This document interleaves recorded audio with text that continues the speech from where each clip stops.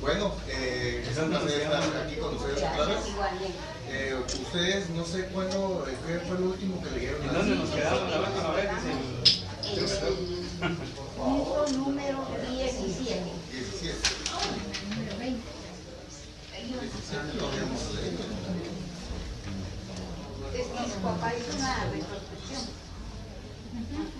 Ya habíamos avanzado cuando estábamos con usted, ya habíamos llegado a donde empiezan hablar de Moisés y de Jesús. Pero su papá hizo una retrospección y dado a eso volvimos a la página 20 y nos quedamos en el punto 16.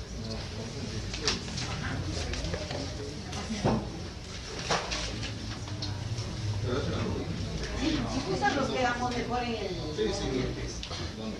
En el 20. Yo digo aquí, en el 20 estamos bien. Ok.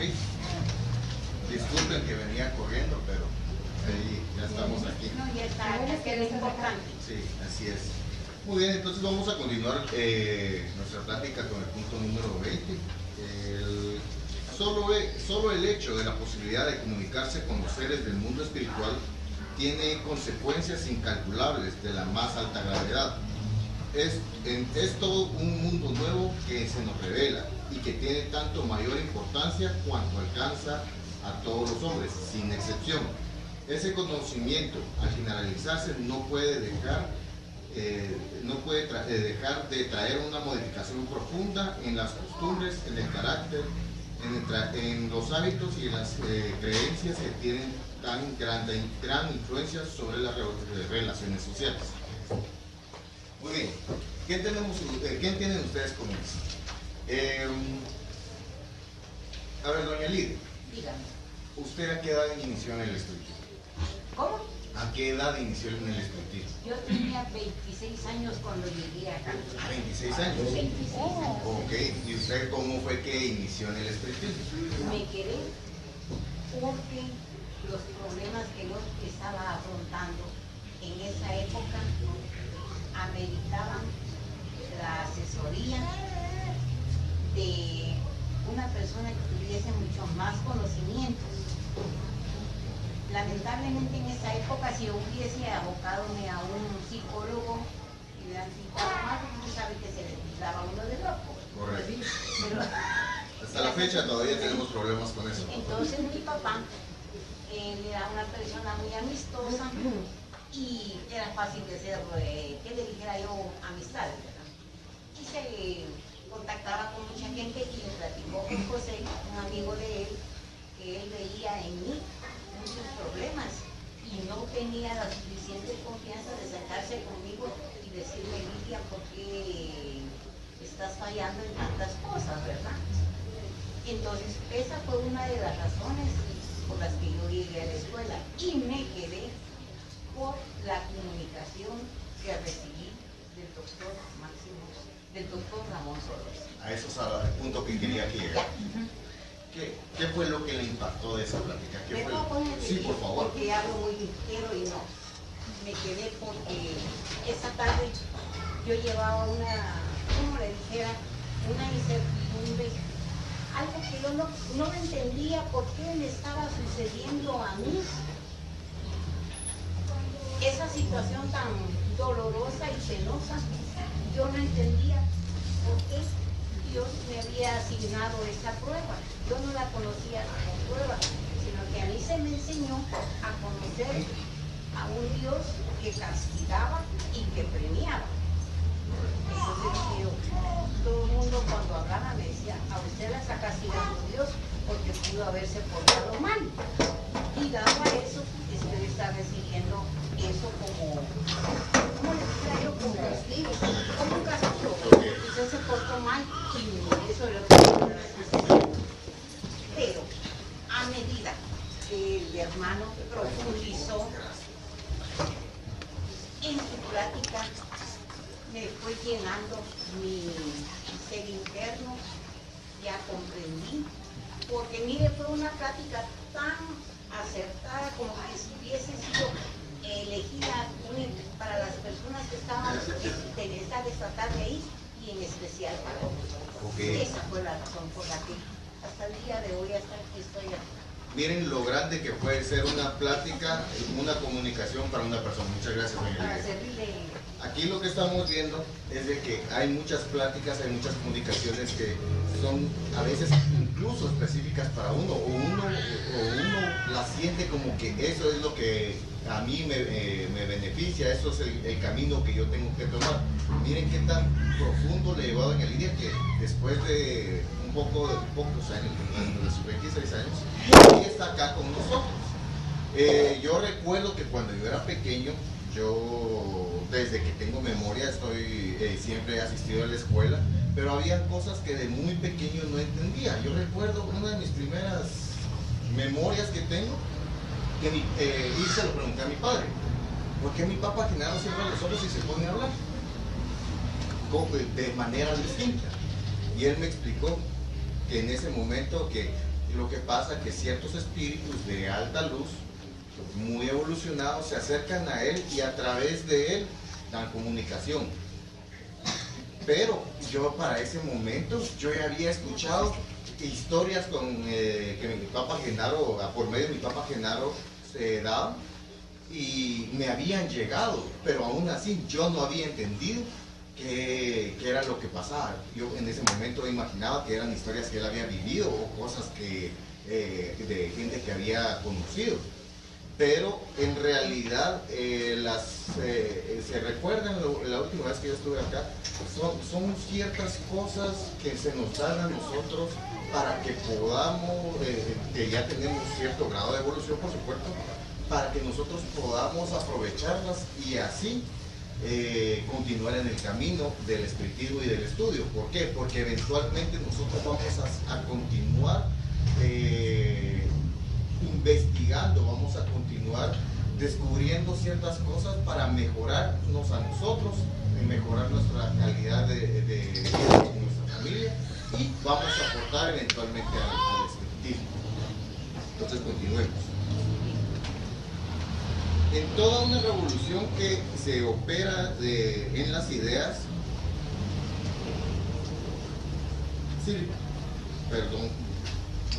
en toda la revolución que se opera en las ideas, revolución tanto mayor cuanto más poderosa, cuando no está circunscrita a un pueblo, a una casta, sino que alcanza simultáneamente por el corazón a todas las clases, a todas las nacionalidades y a todos los cultos. Es con razón, pues, que el espiritismo es considerado la tercera de las grandes revelaciones. Veamos en qué se difieren estas revelaciones y por qué el lazo se une una lanza. Moisés, en calidad de profeta, reveló a los hombres el conocimiento de un Dios único, soberano, Señor y Creador de todas las cosas. Promulgó la ley del Sinaí y lanzó los fundamentos de la verdadera fe, en calidad de hombre. Fue el legislador del pueblo, a través del cual esa ley primitiva, al depurarse, debería un día difundirse sobre toda la tierra. Muy bien. Por ejemplo, con este párrafo, esa es una de las más, podríamos decir que es una de las piedras fundamentales en las cuales se fundan todas las religiones occidentales y que tiene gran fundamento también para el espiritismo. Recordemos que todo el espiritismo se basa en la ley del amor que dejó Jesucristo. ¿Alguien sabe qué religión profesaba Jesús? Exacto, no tenía religión. ¿Alguien sabe en qué pueblo nació él? Esa es la base. No. Jesús de Nazaret. Ok. En esa época, todo ese sector, el pueblo donde él nació era un pueblo totalmente judaico. Era un pueblo judaico. Saben que el judaísmo fue la primera religión que se tenía en la historia, que tenía un solo Dios.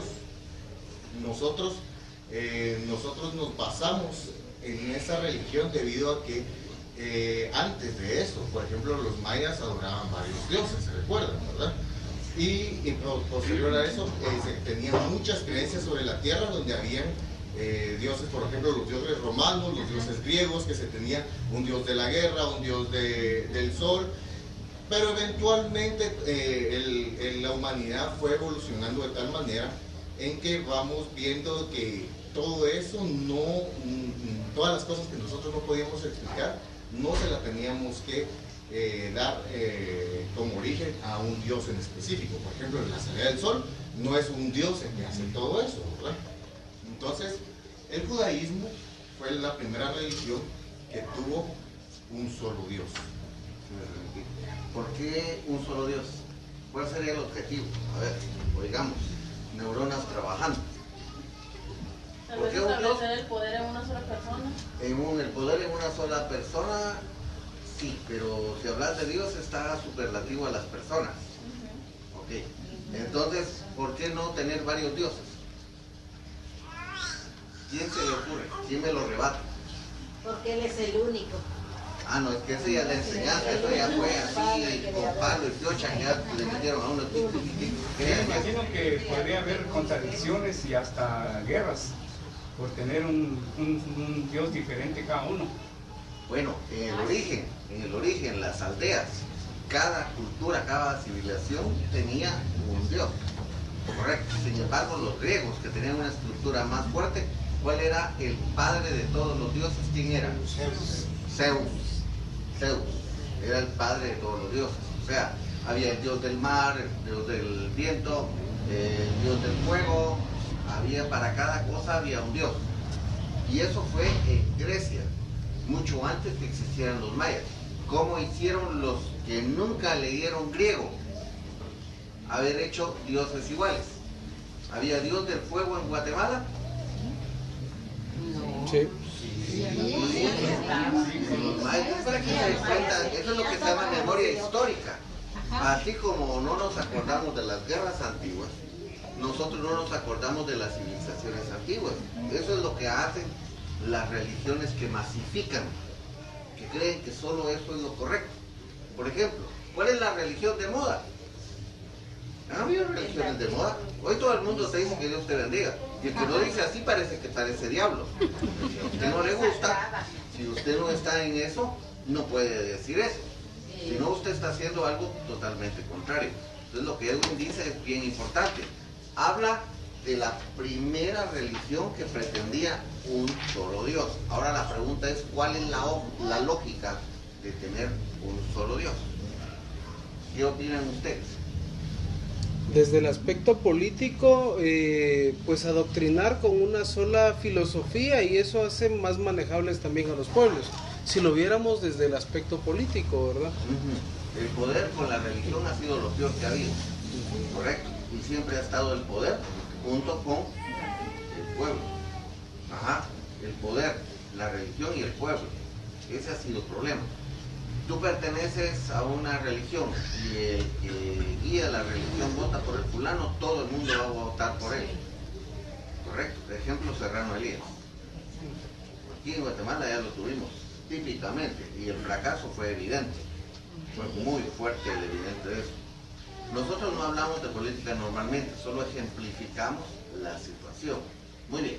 Lo que sucede con los diversos dioses es que es lo mismo que los santos. ¿Quién le ha rezado a la Virgen? ¿Quién le ha rezado a San José? ¿Quién le ha rezado? ¿Qué otro santo? San Francisco, San Francisco por esta.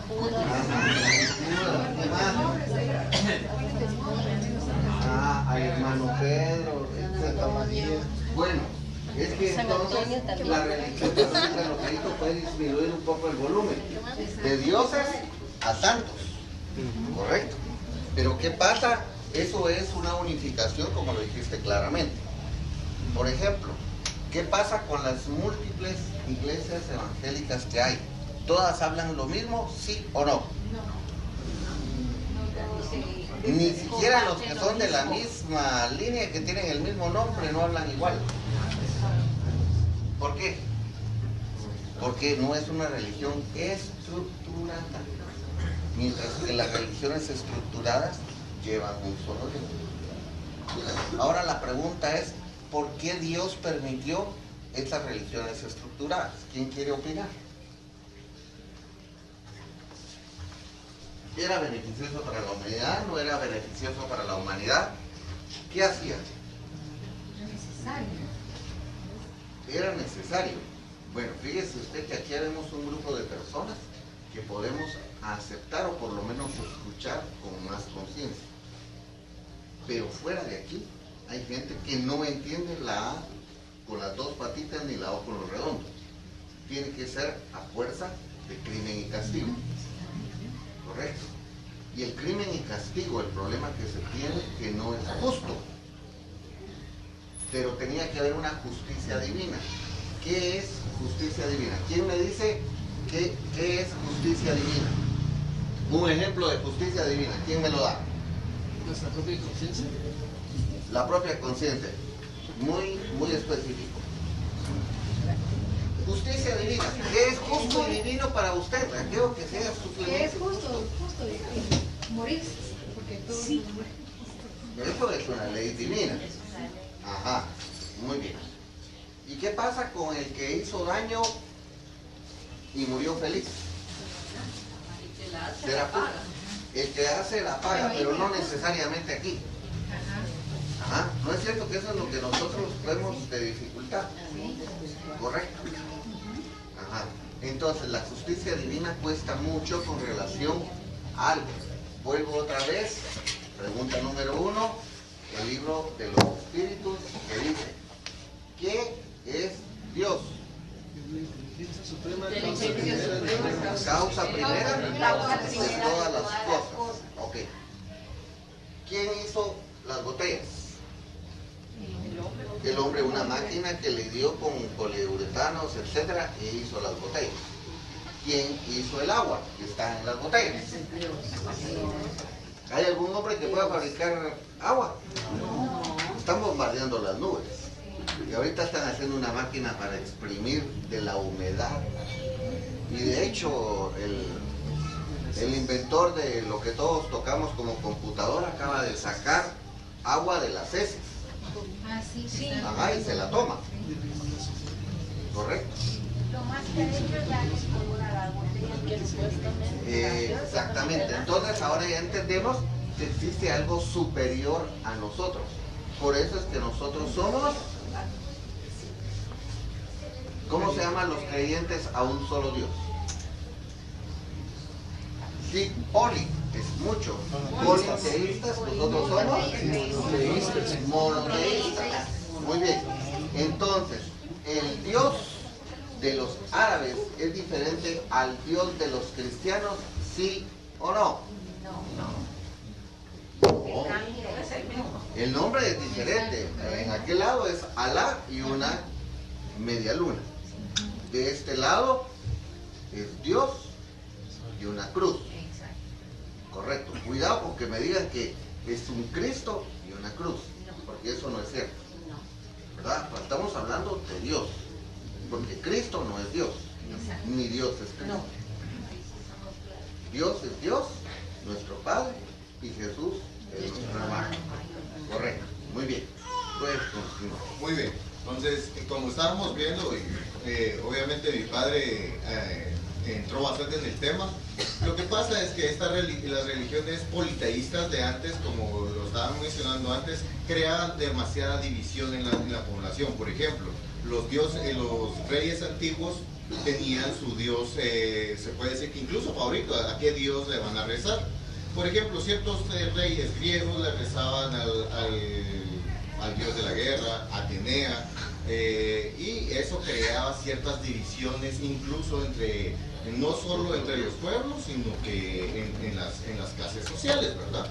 Entonces, si se dan cuenta, las religiones o las ciencias de la humanidad, al final lo que tratan es unir a toda la sociedad, unir a la humanidad. Entonces, lo primero que se tenía que derribar era esa gran barrera, ¿verdad? Todos actualmente sabemos que existe un solo Dios en el cual el cual creó todas las reglas del universo, causa y efecto, y por medio de eso es que todos nos regimos.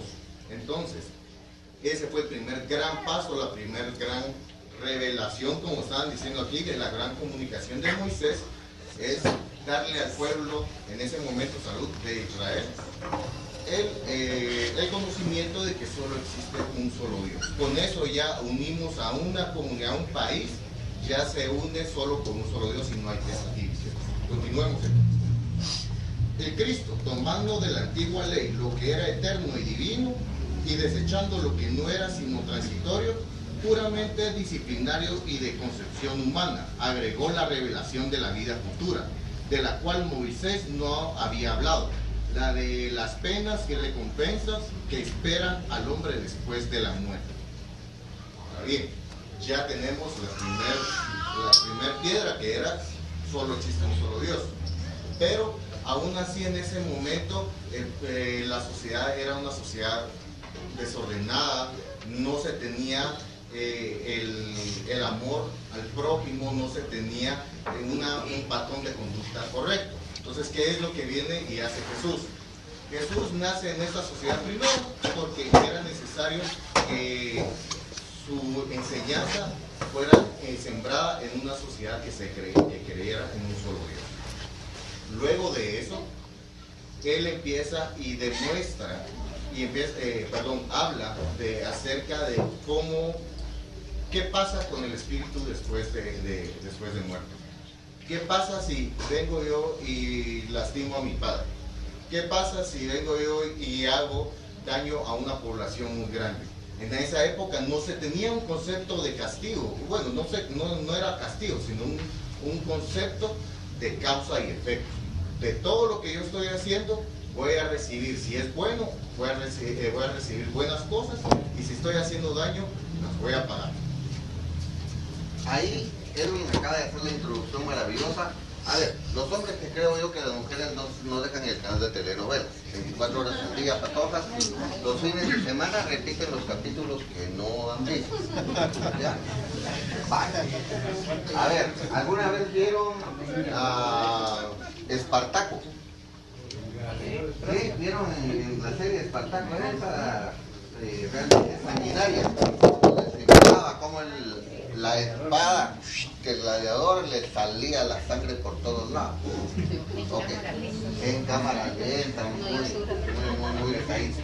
Bueno, Erwin dijo, las religiones con varios dioses tenían el problema de que no eran humanizadas.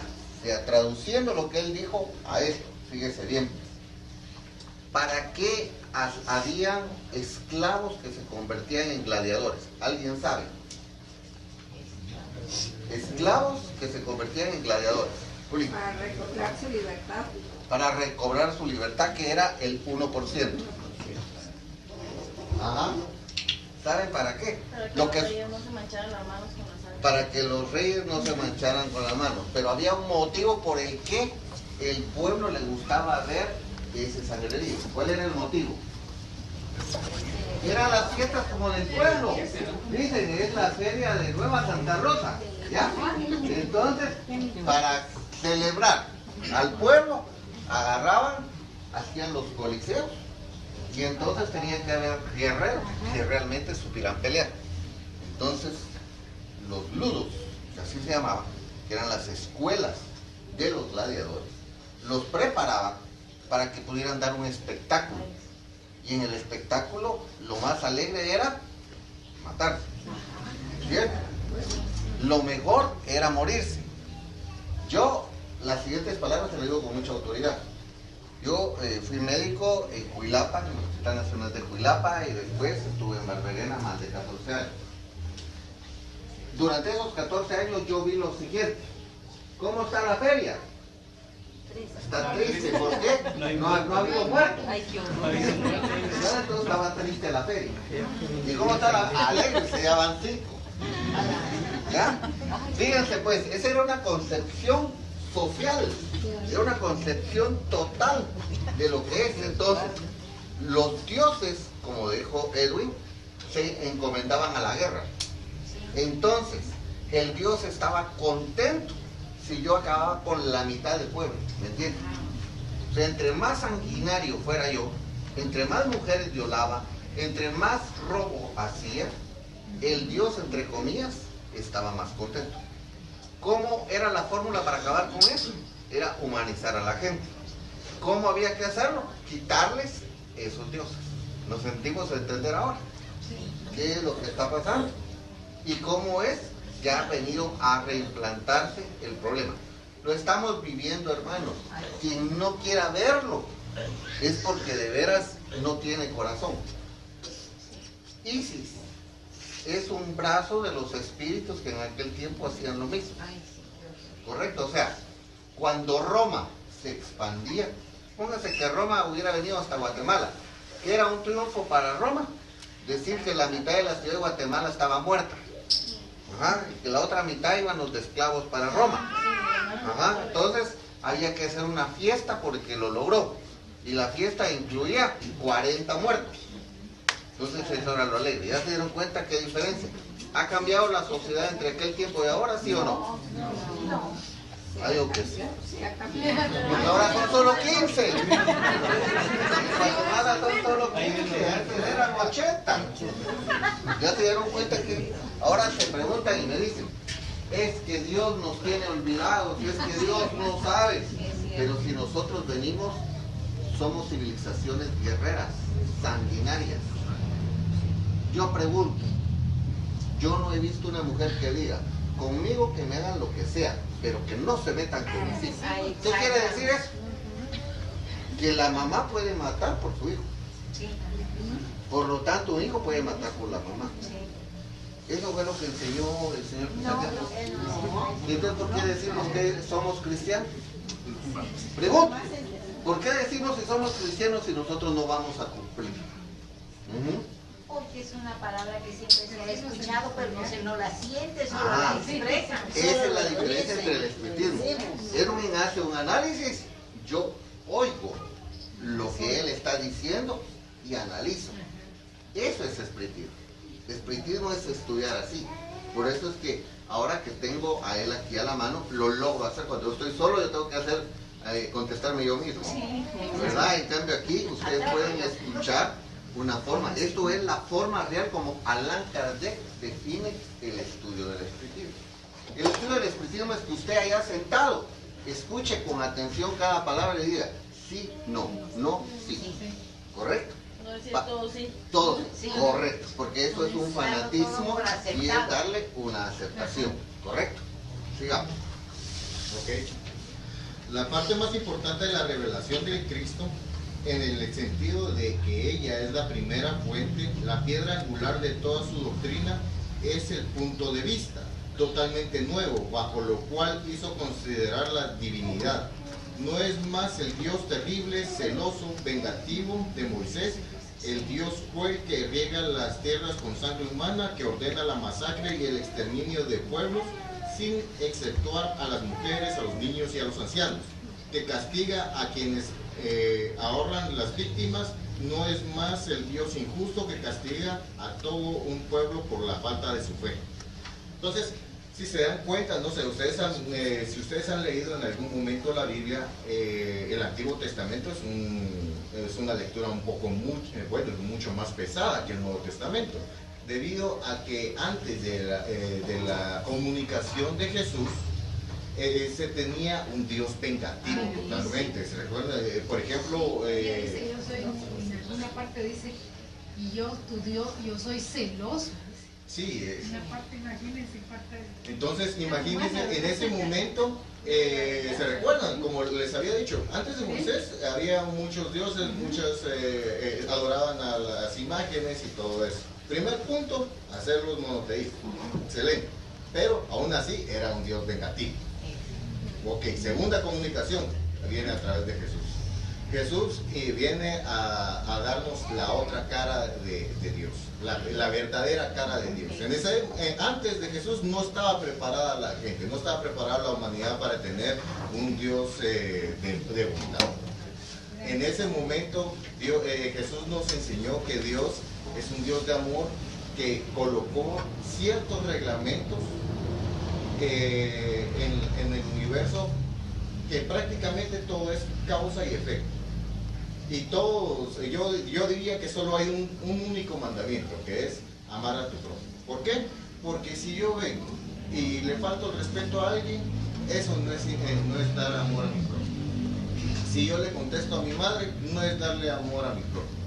Si yo vengo y le robo 5 quetzales a mi compañero de trabajo, eso no es amor al prójimo. Si se dan cuenta, ahí ya estamos quebrando varios de los mandamientos, ¿verdad? Pero todo se resume a uno solo. Entonces, desde el momento que Jesús dio su comunicación a través de todos los años que estuvo aquí en la tierra y sembró el amor al prójimo, dio un giro total a la humanidad. Le dio una nueva cara a Dios, y en base a eso se fundaron las religiones occidentales que tenemos ahora. Nosotros todos, el espiritismo se basa en las enseñanzas de Jesús y la codificación de Kardec. Les quiero contar algo. Sí. Solo una pregunta, es que me comentaste que dice que los pueblos antes de que viniera Jesús no estaba preparado para una enseñanza así. Y las enseñanzas de Sócrates supuestamente eran para preparar a la gente para la venida de Jesús. O sea, ya teníamos una base, ellos ya tenían una base, porque era un solo Dios, me imagino yo. Correcto, sí, tenés toda la razón. Lo que pasa es que en esa etapa toda la gente no estaba preparada para Jesús. Por ejemplo, antes de la venida de Jesús, si hubiese venido antes, todo tendrías que ver que todo viene a su tiempo. Eventualmente, era lo que estábamos hablando la vez pasada, no sé si recordás de que si yo en alguna época, hace unos 1000 años, empiezo a decir que el mundo es redondo y que gira alrededor del sol, no sé si te recordás de eso, me hubieran vapuleado, me hubieran quemado, incluso a Galileo le pasó eso hace 500 años. Estuvo cerca de pasar, pero llegó en el momento justo para que nosotros nos diéramos cuenta de eso. Lo mismo hubiese sucedido con Jesús. Jesús, desde otro punto de vista, desde el punto de vista de los judíos, él fue una persona que vino a alborotar a todo el pueblo judío, a todo el pueblo. No lo hubieran asesinado. A él lo asesinaron, él se metió con cuestiones políticas, y si te das cuenta, si hubiese pasado antes, su legado no hubiera pasado más. Jesús vino en el momento exacto, en donde ya estuvo todo preparado para que, lastimosamente, aún así lo tuvieron que asesinar, pero si no fuese por eso, su legado no hubiera pasado a las siguientes generaciones. O sea que se podría decir que en la época de Sócrates hubo una preparación moral. Como una base tal vez de la preparación en la que estamos fue una hablando. base, y lo que pasa también tenemos que recordar en la época de Sócrates, quienes podían tener acceso al conocimiento era un núcleo muy pequeño, eran los que leían. En cambio esto es del pueblo, por eso es que el espiritismo no busca élites, el espiritismo tiene que ser del pueblo. Ahí sí que con las palabras socialistas, del pueblo, para el pueblo y por el pueblo, ¿verdad? O sea, eso sí cumple la cuestión, porque, por ejemplo, si tú miras esas enseñanzas, las pueden dar, por ejemplo, los Rosacruces, muy parecida, lo pueden dar las logias masónicas, pero hay ritos para entrar, hay cuestiones para entrar. Para entrar a una logia masónica en Guatemala necesitas 2 a 3 años de observación, ¿verdad? Y en cambio aquí lo único que necesitas es poner tu pie adentro de la escuela. Es lo único que necesitas. Dime. Solo como una idea, estamos hablando del estudio que estamos llevando. Por ejemplo, en este tiempo que estamos viviendo, nosotros como espiritistas somos una minoría que estamos preparando a futuras generaciones. Así es. El día de hoy usted sale y puede ser tildado, y dependiendo del lugar, hasta linchado por una creencia que va contraria a las otras. Por supuesto. Entonces estamos nosotros en este momento, como en su momento mencionaba allá, preparando a las demás generaciones para un mejor futuro. Tú acabas de hablar filosofía alta. ¿Y sabes por qué? ¿Qué somos los espiritistas? Somos los cristianos primitivos, los que te tenían que esconder en cavernas, en las islas del Caribe. Los que hablaban así, agarraban una embarcación y se iban a medio mar a hablar de esto, y de ahí regresaban solitos. así es como tenemos que hacer nosotros. Porque ¿quién se anima a entrar a esta puerta? Solo miran casa espírita y salen corriendo, ¿verdad? Y cada uno que nos ven entrar ahí se nos quedan viendo así, pero fijo, a ver si de veras somos capaces de entrar ahí, como objetos raros, ¿correcto? Y cuando nos ven salir, el diablo acaba de salir de la cueva. Esa es la verdad. Cuando nosotros estamos hablando del amor puro de Dios, de Jesús, el amor de los espíritus. Muy a propósito, miren esto en que me metió este joven.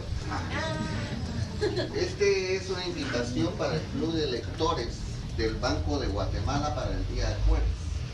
Lastimosamente no es público. Voy a dar una conferencia sobre vida del más allá, solo para lectores del Banco de Guatemala. Ha sido un logro dificultoso, precisamente lo que tú hablas. ¿Por qué? Porque gente como nosotros no deberían de dejarnos el micrófono solo, ¿verdad?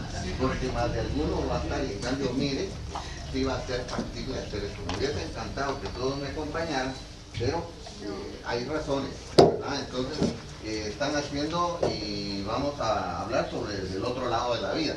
Exactamente de lo que Edwin nos está diciendo. Vamos con el último tramo. Ok, el resto del párrafo era lo que estábamos platicando, entonces avancemos al punto 24. Siendo Dios el eje de todas las creencias religiosas, el objetivo de todos los cultos, el carácter de todas las religiones, está conforme a la idea que ellas dan de Dios. Las religiones que hacen de Él un Dios vengativo y cruel creen honrarlo con actos de crueldad, con hogueras y torturas. Las que hacen de Él un Dios parcial y celoso son intolerantes. Son más o menos meticulosas en la forma, según lo crean, más o menos corrompido por las blanquezas y mezquindades humanas. Entonces, luego, ¿qué pasó? Que después de la venida de Jesús, ¿qué fue lo que pasó? Él dejó sembrada la semilla de los cristianos antiguos. Como dice mi padre, se tuvieron que ocultar. Eventualmente se conformaron más y más y más porque la humanidad fue evolucionando paulatinamente y se crearon las primeras religiones. Luego se crearon, por ejemplo, evolucionó el catolicismo romano y todo se basó en el amor de Dios, al amor al prójimo que vino a dar Jesús. Pero ustedes se recuerdan qué pasó en los años 1000 a 1500 en Europa. ¿Qué pasó con los judíos? ¿Qué pasó con los musulmanes? ¿Qué pasó con las personas que no tenían la religión católica como su única religión? ¿Alguien sabe cómo se llama ese momento de la historia? Ese es el oscurantismo, exacto. Y ahí fue la famosa Inquisición. Santa Inquisición. Si se dan cuenta, incluso después de las enseñanzas de Jesús, después de que logró sobrevivir después de tantas generaciones, llegamos a un punto en donde ni siquiera podíamos demostrar y podíamos ejercer como humanos el amor al prójimo. En esa época, si uno adoraba a los dioses nórdicos, por ejemplo, en el norte de Europa y en Inglaterra, lo agarraban y la Iglesia Católica lo detenía y tenía que confesar de que se convertía al catolicismo, y aún así lo mataban. Si no se confesaba y si no se cambiaba al catolicismo, lo mataban, pero era una tortura mortal. Entonces, si se dan cuenta, en ese momento aún no estábamos tan preparados para todo eso. Y eso que ya había venido Jesús. Eventualmente la humanidad siguió evolucionando. Logramos salir de ese momento tan oscuro que tuvo la historia para prepararnos a la siguiente gran comunicación que se puede decir, que es la doctrina espírita. La doctrina espírita, a través de Allan Kardec y su codificación, preparó a los primeros espíritas que venían de esa época obscurantismo, ¿verdad? Eso estamos hablando ya de los años 1800, pero todo eso pasó antes de que viniera Kardec acá. ¿Y cómo fue que inició todo esto? Esto inició a través de las comunicaciones de los espíritus que se comunicaban a través de las mesas, de los ruidos. Y si se dan cuenta, todo lo que hemos hablado en toda la noche es acerca de las comunicaciones.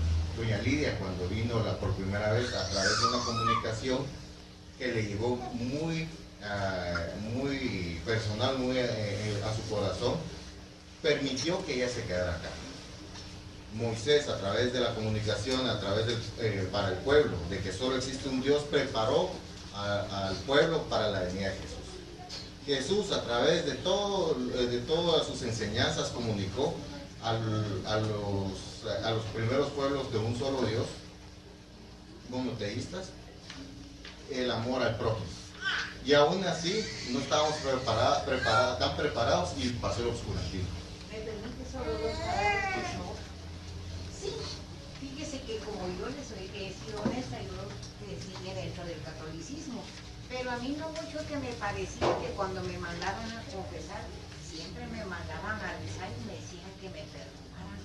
Yo sigo tanto que rezo y siempre sigo cometiendo los mismos errores, ¿verdad? Y padre rezar y rezar, y sigo en la misma, pero gracias a Dios, de la fecha no recuerdo, pero sí, de esa comunicación tan especial que me hizo comprender las razones por que yo estaba en la tierra, las razones por las que yo estaba pasando y sigo teniendo problemas y dificultades, pero son necesarias, no únicamente para mí, sino para la evolución de los espíritus, porque yo sentí para mí la plática, pero era generalizada. El que quiso tomarla, tomó lo beneficioso de ella, pero aún así, la plática fue para todos.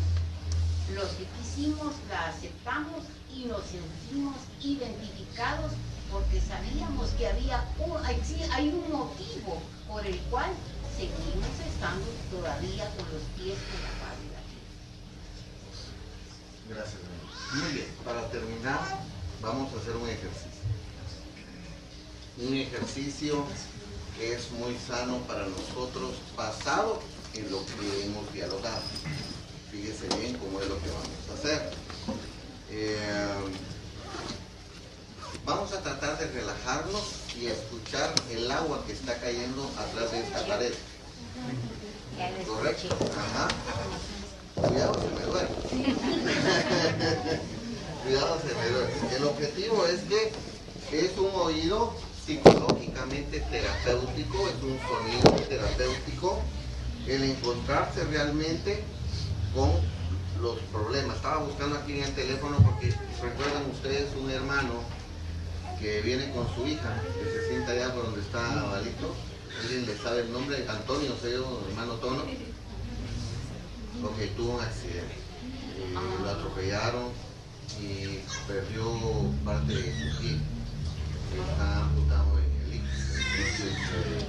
Entonces, yo le doy seguimiento a la mayoría de personas y todo. Hay que hacer una vibración por esto. Estaba buscando así en dónde estaba porque alguno podría ir a verlo, pero no me... El nombre de él se llama Raúl Antonio Juárez López. Raúl Antonio Juárez López, él está en el ICS de accidentes. No, el 719. No, 719. El 719 porque fue un accidente de atropellamiento. Se llama Raúl Antonio Juárez López. Quien tuviera a bien poder ir a visitarlo, por favor, que lleven nuestras vibraciones. Y hermano Carlito, vamos a hacer la oración del enfermo antes de eso, pero eso es después de lo que vamos a hacer. Yo voy a pasar en este momento con esta revista. Miguel Descansino, él se la presentas a cada quien, en cada línea, solo para que la vean. Un momentito. Quiero que vean la imagen y la imagen se la graben un segundito. Enséñala mejor así, porque no da tiempo a que todos pasen. Línea por línea, porque tiene más. Sí, solo una vistita y si no, no nos da tiempo. Vean que es la imagen de Jesús, de dos pescadores en un atardecer. Ellos vienen de pescar. Okay. Primer mensaje. Quien se presenta ante Jesús son trabajadores. Todos tenemos obligación de trabajar. Correcto, la ley de trabajo. Luego de eso, ellos están presentando el pescado a Jesús. Correcto, lo de sus frutos que obtuvieron en esa oportunidad. Vean la postura que Jesús tiene. Es una postura no de recepción del pescado, sino que es una postura de educación. Él les habla y les dice. Esto lo vamos a hacer de la siguiente manera. Usted visualice, aunque vio muy poquita la foto, pero recuérdese mientras esté el ejercicio que estamos con él en esa posición. Y de sonidos, olvide, separe cualquier sonido adicional que oiga y concéntrese en el sonido del agua. Correcto. Cierre sus ojos. Respire despacio. Siga mis palabras. Y escuchemos el agua.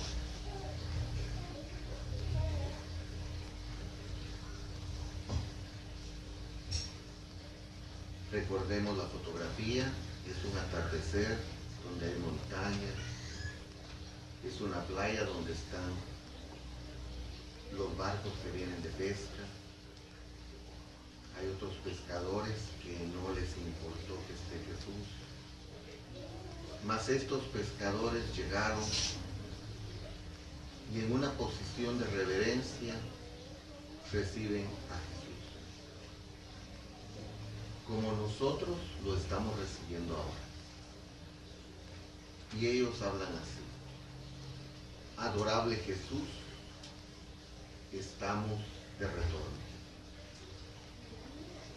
Ayer en el pasado, siempre presente, te oímos en los paisajes gentil Galileo y nos fascinamos de tus sublimes enseñanzas.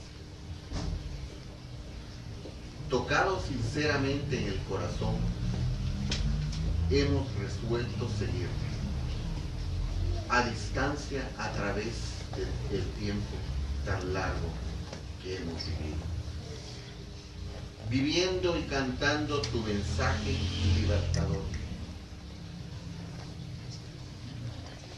Mientras nosotros en este mundo nos enfrentamos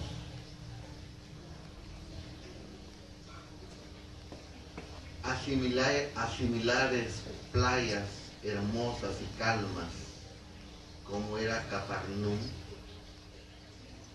y nos dejamos vencer por las ondas y las olas, por el tumulto de nuestras pasiones no apaciguados, ahogándonos todos los días en lamento. Durante el largo periodo en que procuramos retornar a tu rebaño de amor, solamente complicamos la conducta, cada vez más en las aguas revueltas de la desesperanza íntima. Sentíamos tristeza y añoranza de ti y no conseguíamos desenvolver correctamente tu mensaje. Por eso huíamos de nosotros mismos, buscando afuera lo que solamente es posible encontrar en el interior de los sentimientos profundos. Esto nos enseñaba a correr como almas por el desierto para calmar la fiebre de las pasiones primitivas, llevándonos por laredas de incendios morales en gozos alucinantes. Largo tiempo transcurrió desde aquellos días inolvidables en que te conocimos. mas tú nos diste a nosotros y nos trajiste a las regiones calmas de tu corazón. Retornamos en la condición de hombres que fue decidida y que ocurriera en Jerusalén para Jericó y socorrido por el samaritano.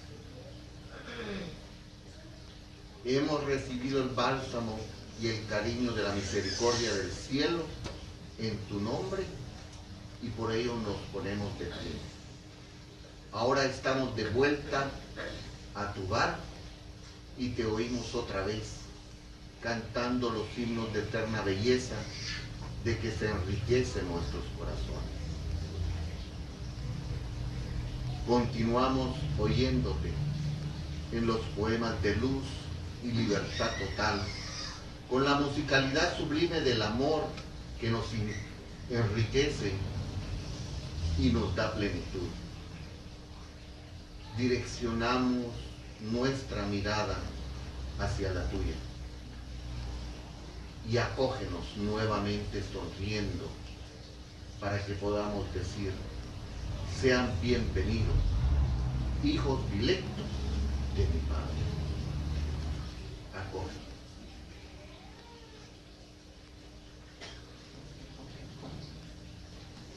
Pueden abrir sus ojos.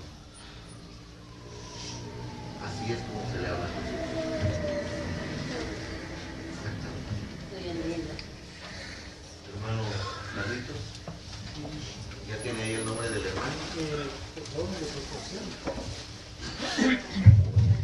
Antonio Juárez López. Antonio Juárez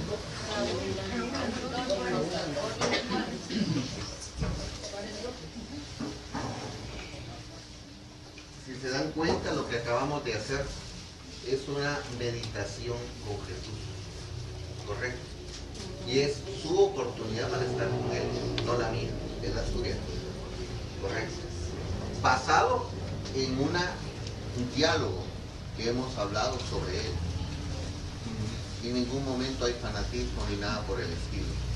Perfecto, si nosotros creemos que es correcto seguir a Jesús, como lo estamos diciendo en este momento, como nosotros queremos que nos acojan, mi pregunta es: hagámoslo primero. Podemos vibrar y con la fuerza que usted vibró en este momento, vamos a ir a la cama de nuestro hermano en este momento que espera nuestra oración. Escuchemos. Dios mío, vuestras miras son impenetrables. En vuestra sabiduría permitir la aflicción de nuestro hermano Raúl Antonio Juárez López, que con enfermedad suplica echéis una mirada de compasión sobre sus sufrimientos y os dignéis a ponerle un término. Todopoderoso, os rogamos que secundéis nuestro deseo de aliviarle. Haced que nuestra oración vaya a derramar un bálsamo saludable a su cuerpo y el consuelo de su alma. Inspirad la paciencia y la sumisión a la voluntad de Dios. Darle fuerzas para sobrellevar sus dolores con resignación cristiana, a fin de que no pierda el fruto de esta prueba.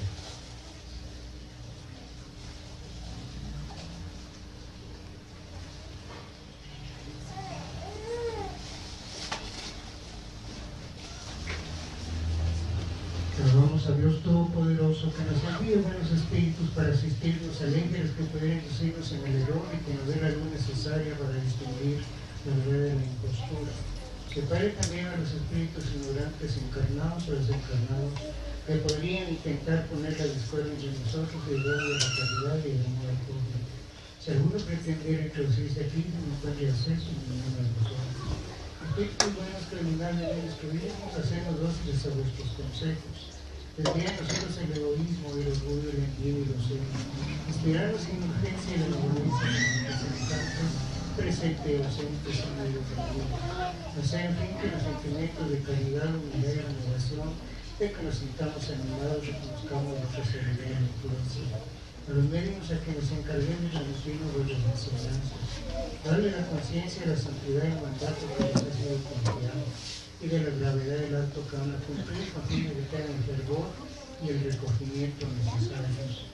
Si en esta reunión se encontrasen personas que fuesen atraídas por otro sentimiento que procede de Dios, abrir los ojos a la luz y pedirles perdón si vienen con malas intenciones. Rogando muy particularmente a nuestro protector, guías espirituales que nos asistan en el